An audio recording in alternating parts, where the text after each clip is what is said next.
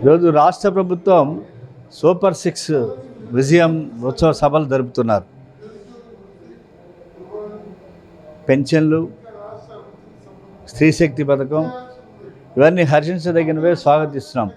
But at the same time రాష్ట్రంలో ఉన్నటువంటి లక్షలాది మంది నిరుద్యోగ యువతకు నిరుద్యోగ భృతి ఇస్తామని చెప్పారు. అలాగే వాళ్ళ స్త్రీశక్తి పథకం వలన రోడ్డున పడినటువంటి జీవన భృతి కోల్పోయినటువంటి ఆటో కార్మికుల యొక్క దుస్థితిని కూడా వాళ్ళ ప్రభుత్వ పరిగణలో తీసుకోవాలి. ఒక లాభం, ఒక నష్టం జరుగుతున్నది. కాబట్టి కేవలం ఎన్నికల వాగ్దానాలే కాదు.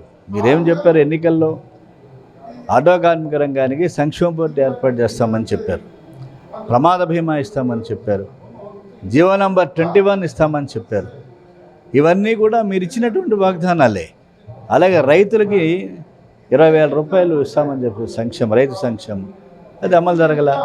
కాబట్టి ఇవాళ యూరియా చూస్తుంటే అధికార పార్టీ నాయకులు ఒక ఆయన కౌలూరు గ్రామంలో మాట్లాడుతూ కమ్యూనిస్టులు రాజకీయ నిరుద్యోగులు అని చెప్పి కామెంట్ చేశాడు. నేను అడుగుతున్నా, రాజకీయ నిరుద్యోగులు కమ్యూనిస్టులు కాదు, మీరు రాజకీయ నిరుద్యోగులు. అధికారం కోల్పోయి 9 సంవత్సరాల పాటు రాజకీయ నిరుద్యోగంతో ఉండి జగన్మోహన్ రెడ్డి చేసిన తప్పిదాల వల్ల మీరు తిరిగి అధికారంలోకి వచ్చారు. ప్రజలు మీ మీద ఆశలు పెంచుకున్నారు. కాబట్టి కమ్యూనిస్టులు నిరంతర పోరాట యోధులు అనేది నేను ఆ తెలుగుదేశం పార్టీ నాయకుని గుర్తు చేస్తున్నా. కాబట్టి ఆయన చేసిన అనేక వాగ్దానాలు ఉన్నాయి. ఒక సూపర్ 6 కాదు, అన్ని వాగ్దానాలను అమలు చేయాలా. గతం 2014లో 626 వాగ్దానాలు చేశాడు చంద్రబాబు నాయుడు. ఏ ఒక్క వాగ్దానం అమలు చేయాలా. ఇవాళ కొన్ని అమలు 1-2 అమలు జరిగినాయి.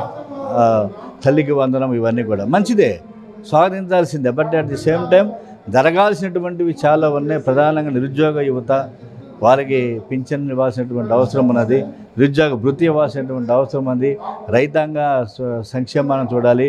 కార్మిక చట్టాలు ఇవాళ నరేంద్ర మోడీ అనుసరిస్తున్నటువంటి కార్మిక చట్టాలని ఉల్లంఘించేటువంటి 8 అవర్స్ని 14 అవర్స్ టైంని పెంచేటువంటి పరిస్థితి.